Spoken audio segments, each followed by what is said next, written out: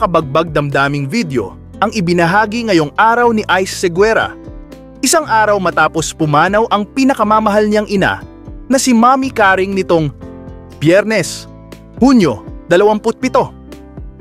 Sa nasabing video, binalikan ni Ice ang ilan sa mga pinakamakabuluhang sandali nila ng kanyang ina. Mga pagkakataong laging nasa tabi niya si Mommy Karing tuwing siya'y may performance. Makikita kung paanong walang sawang sumusuporta at nagbibigay ng lakas ang kanyang ina kahit pa ito'y may edad na. Sa isang bahagi ng video, hindi napigilan ni Ice ang kanyang emosyon at napahagulgol na lang habang mahigpit na niyayakap si Mommy Karing, isang patunay kung gaano kalalim ang pagmamahalan ng mag-ina. Kasabay ng paglabas ng tribute video ay ang malungkot na kwento sa likod ng pinakabagong single ni Ice na Shelter of the Broken na inilabas ngayong Sabado, Hunyo 28. Ibinahagi ni Ice ang panghihinayang dahil hindi na ito naabutan ng kanyang ina. Aniya, I was looking forward to June 28 because ngayon yung drop ng Shelter of the Broken. We've been preparing for today for months now. Pero siguro, ganun talaga ang buhay.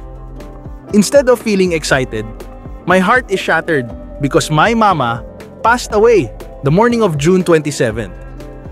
Bagamat hindi na nasaksihan ni Mommy Karing ang opisyal na paglabas ng kanta, nagbigay naman ng kaunting ginhawa kay Ice ang kaalamang narinig na ito ng kanyang ina bago siya pumanaw.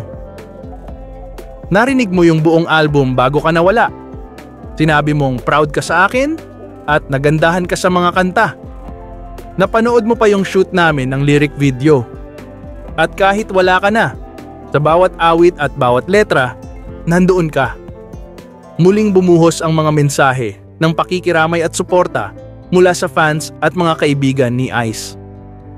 Marami ang humanga sa kanyang katatagan at sa pagmamahal niyang hindi matatawaran para sa kanyang ina. Mahal na mahal mo talaga si Mommy Karing, Ice. She's so proud of you. Ang hirap man tanggapin, pero nandoon siya. Lagi kang babantayan.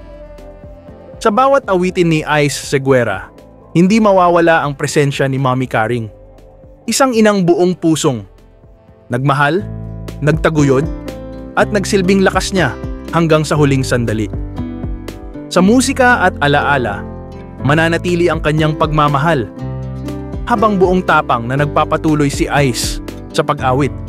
Dala ang aral ng kanyang ina na maging matatag kahit sa pinakamasakit na laban ng buhay.